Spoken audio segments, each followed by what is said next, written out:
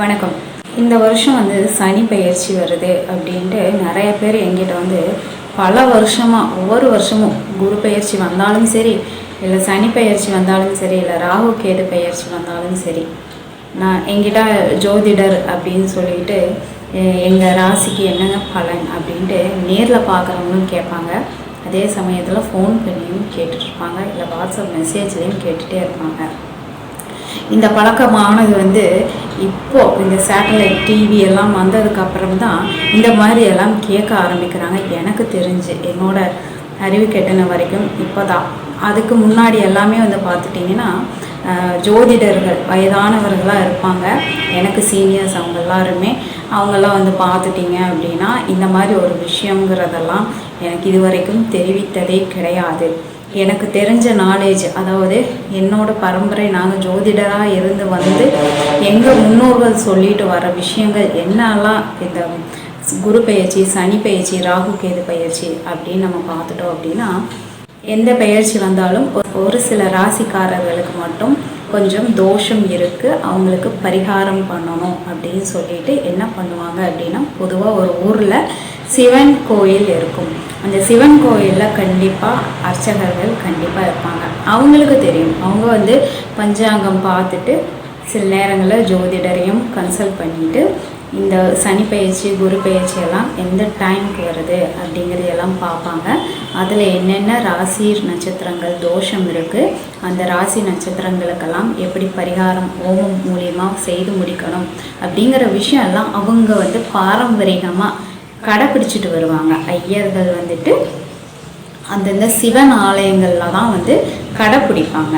அப்போது அப்படி இருக்கும்போது அவங்க ஒரு ஊரில் ஒரு சிவன் கோயிலில் ஐயர்கள் என்ன பண்ணுவாங்கன்னா, அந்தந்த ராசிக்காரர்களுக்கு மந்திரம் படித்து அதுக்குன்னு பரிகாரம் பண்ணிடுவாங்க. அப்போ அந்த ஊர் எல்லைக்குள்ளே இருக்கிற மக்கள்களுக்கு அந்த பரிகாரம் பலிக்கும். அவங்களுக்கு அந்த தோஷங்கிறது ராகு கேது பயிற்சி, சனி பயிற்சி, இந்த மாதிரி பெயர்ச்சி ஆகும்போது இந்த ராசிக்காரர்களுக்கு தோஷம் இருக்குன்னு ஐயர்கள் ஹோமங்கள் வளர்த்துட்டாங்க அப்படின்னாலே போதும், அந்த ஊர் மக்களுக்கே அந்த தோஷம் அந்த ராசிக்காரர்களுக்கெல்லாம் போயிடும்.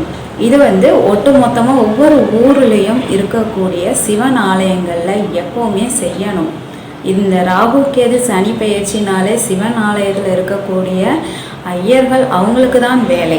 அவங்க தான் ஹோமங்கள் மந்திரங்கள் மூலிமா மக்களுக்குள்ள சில ராசிக்காரர்களுக்கு வரும் தோஷங்களை ஒட்டு மொத்தமாக அவங்களே எடுத்துருவாங்க. சரிங்களா?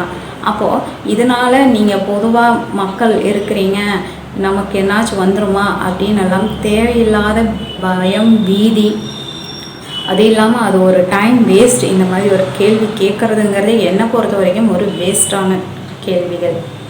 இது உங்களுக்கு அந்த வேலையே கிடையாது. நீங்கள் பொதுவாக அந்த ராகு கேது சனி பெயர்ச்சி டைமில் கோயிலுக்கு போங்க, போயிட்டு கண்டிப்பாக போங்க. கண்டிப்பாக போனீங்கன்னா நல்ல பலன் இருக்கும். குரு பெயர்ச்சி, இந்த பெயர்ச்சியில் சிவன் ஆலயத்துக்கு போகணும். அதுவும் அங்கே மந்திரங்கள் ஸ்பெஷலாக அங்கே பண்ணுறாங்க அப்படின்னா அங்கே கம்பல்சரி போனீங்கன்னா நல்லா இருக்கும். சரிங்களா? அவ்வளோதான். நீங்கள் ஒவ்வொரு ஜோதிடர்கள் என்ன சொல்கிறாங்க பார்ப்போம், அவங்க வாயிலேருந்து என்ன வருதுன்னு பார்ப்போம், இப்படியெல்லாம் என்கிட்ட கேட்குறாங்க. எனக்கு அதில் சுத்தமாக நாட்டமே இருக்காது. அவங்க என்கிட்ட அந்த மாதிரி பேச்சு ஸ்டார்ட் பண்ணுறாங்க அப்படின்னாலே நல்லாயிருக்கும் அப்படின்னு மட்டும் சொல்லிவிட்டு நீங்கள் கோயிலுக்கு போங்க அப்படின்ற, அதுக்கு மேலே நான் எதுவுமே பேசவும் மாட்டேன். இந்த பழக்க வழக்கத்தை மாற்றிக்கங்க அப்படிங்கிறத நான் சொல்லுவேன். இந்த ராகு கேது சனி பயிற்சி, குரு பயிற்சிக்கு என்னோட ராசிக்கு என்ன பலன் அப்படின்னலாம் பண்ணாதீங்க, கேட்காதீங்க. அந்த எண்ணத்தை எடுத்துருங்க. உங்களுக்கு அந்த சேட்டலைட் டிவின்னு ஒன்று வந்ததுலேருந்து இதை ஒரு வழக்கமாக எடுத்து வச்சுட்டாங்க. அவங்க ஒரு பொழுதுபோக்காக இதையும் வச்சு இப்படி பேசி மக்களை கவர் பண்ணலாம் அப்படின்ட்டு. நீங்கள் இன்னும் அதே பழைய விஷயத்துலையே இருக்கீங்க. அதை மாற்றிக்கங்க அப்படிங்கிறதா நான் சொல்லக்கூடிய ஒரு நல்ல விஷயம் உங்களுக்கு. இப்போ பொதுவாக பார்த்துட்டோம்னா குரு பெயர்ச்சி ரொம்ப நல்லா இருக்கும். குரு பெயர்ச்சினாலே எல்லாத்துக்குமே நல்லது பண்ணும்.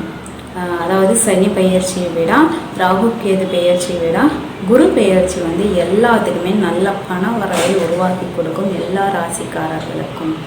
அது ஒரு பொதுவான விஷயம், குரு பெயர்ச்சி டைமில் நடக்கக்கூடிய விஷயம்.